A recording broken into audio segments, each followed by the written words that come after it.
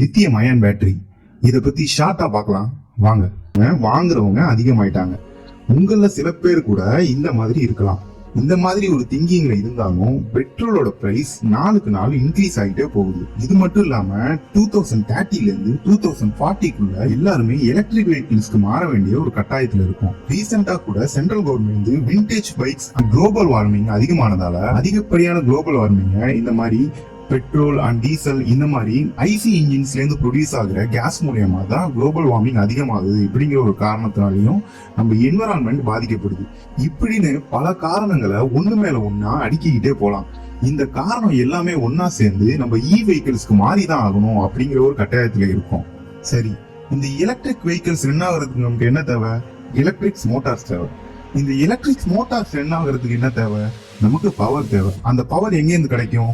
இந்த பவர் மோட்டாரை தேவைக்கு ஏத்த மாதிரி ஸ்பீடாகவும் ரன் பண்ணணும். அதே மாதிரி அதிக நேரம் அதிக ரேஞ்ச் கொடுக்கக்கூடியதாகவும் இருக்கணும். அதே சமயம் இந்த பவர் ரீசார்ஜபிளா இருக்கணும். இதுக்கு தான் லெட் ஆசிட் பேட்டரி இருக்கு. ஆனா இதோட சார்ஜிங் சைக்கிள் ரொம்ப ரொம்ப கம்மி.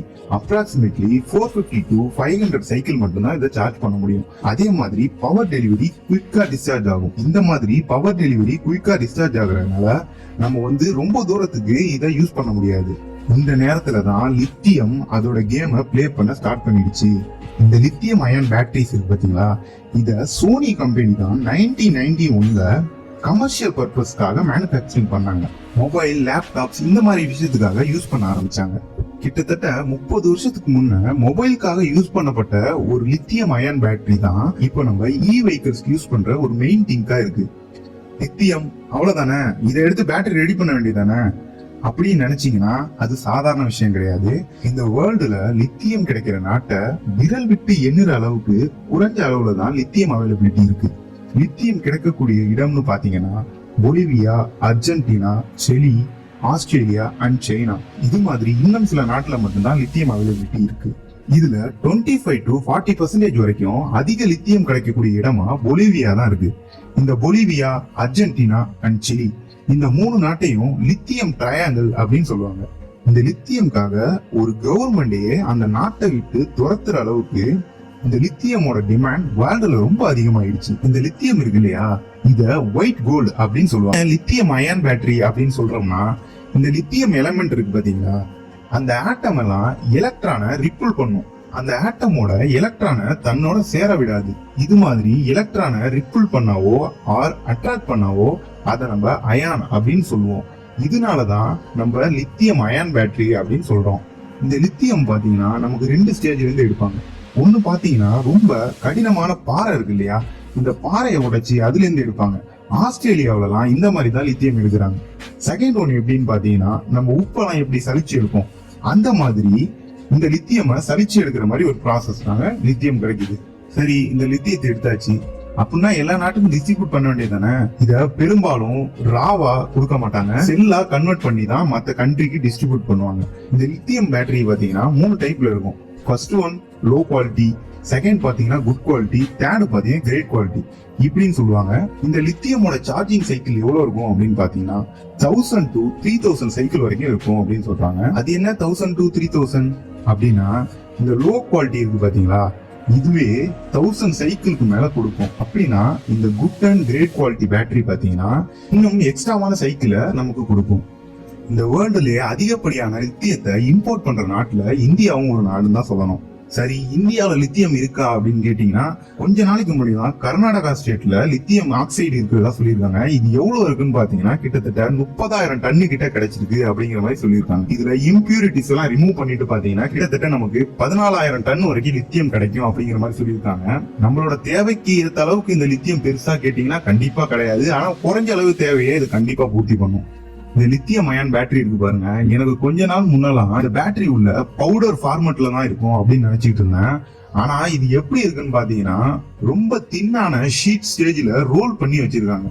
நம்ம இந்த ஸ்கூல் படிக்கிறப்பெல்லாம் பார்த்திருப்போம். வழக்கமா பேட்டரினா எப்படி இருக்கும், ஆனோட் இருக்கும், கேத்தோட் இருக்கும், எலக்ட்ரோலைட் இருக்கும். அதே மாதிரிதான் இதுலயும் ஆனோட் இருக்கு, கேத்தோட் இருக்கு, எலக்ட்ரோலைட் இருக்கு.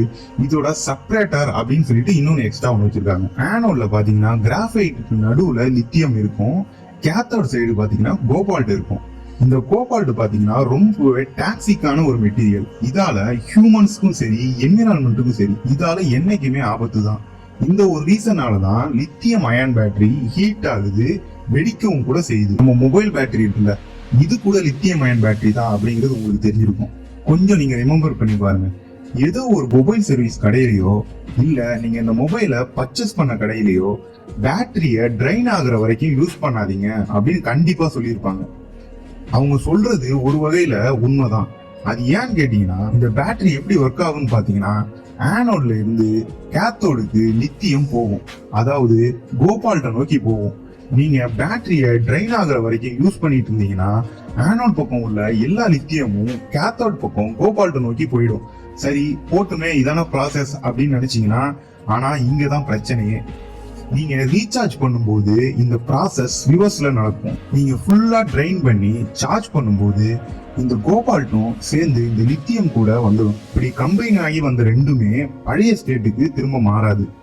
இதனால என்ன ஆகும், ஆட்டோமேட்டிக்கா லித்தியமோட கவுண்டிங் குறைஞ்சிடும். அப்படி குறைஞ்சா என்ன ஆகும், பேட்டரியோட லைஃப் குறைஞ்சிடும். இப்ப புரியுதா ஏன் ஃபுல்லா ட்ரைன் ஆகுற வரைக்கும் பேட்டரி யூஸ் பண்ணக்கூடாது அப்படின்னு? சரி, இப்ப இந்த லித்தியம் அயன் பேட்டரியோட லைஃப் சைக்கிளை செக் பண்ணி பாக்குறதுக்கு ஒரு கால்குலேஷன் போடலாம். நீங்க ஒரு ஆபீஸ்க்கு போறவங்க இல்ல டெய்லி நான் கடைக்கு போவேன் இப்படின்னு ரெகுலரா டெய்லியும் ஒரே தூரம் தான் டிராவல் பண்ணுவீங்க அப்படின்னா, இப்போ மிஸ்டர் எக்ஸ் அப்படின்னு ஒரு பர்சன் டெய்லியும் ஒரு நாளைக்கு 30 கிலோமீட்டர் வரைக்கும் டிராவல் பண்றாரு. அப்படின்னா 1 மந்த்துக்கு 900 கிலோமீட்டர் வரைக்கும் டிராவல் பண்ணுவாரு. அப்போ 1 இயருக்கு 10,800 கிலோமீட்டர் வரைக்கும் டிராவல் பண்ணுவாரு. இப்போ நீங்க ஆவரேஜா ரேஞ்ச் உள்ள ஒரு பைக் வாங்குறீங்க, ஒரு 150 கிலோமீட்டர் அப்படின்னு வச்சுக்கலாம். இந்த 150 கிலோமீட்டர் ரேஞ்ச் கொடுக்கக்கூடிய பைக்கை நீங்க வச்சிருக்கீங்க அப்படின்னா ஒரு நாளைக்கு நீங்க 30 கிலோமீட்டர் வரைக்கும் டிராவல் பண்ணுவீங்க.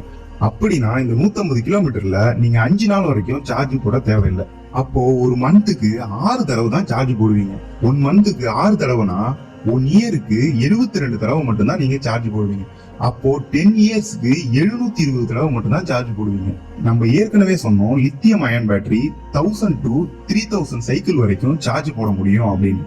லோ குவாலிட்டி பேட்டரியாவே இருந்தாலும் அது 1000+ சைக்கிள் வரைக்கும் கொடுக்கும். இப்போ வந்திருக்க இந்த சிம்பிள் ஒன், ஓலா இவங்கெல்லாம் பெரிய அளவுல மார்க்கெட்டிங் பண்றாங்க. கண்டிப்பா இவங்க நல்ல குவாலிட்டியான ஒரு பேட்டரியை தான் போட்டிருப்பாங்க. இது கண்டிப்பா 2000+ சைக்கிள் வரைக்கும் நம்ம சார்ஜ் பண்ற மாதிரி தான் இருக்கும்.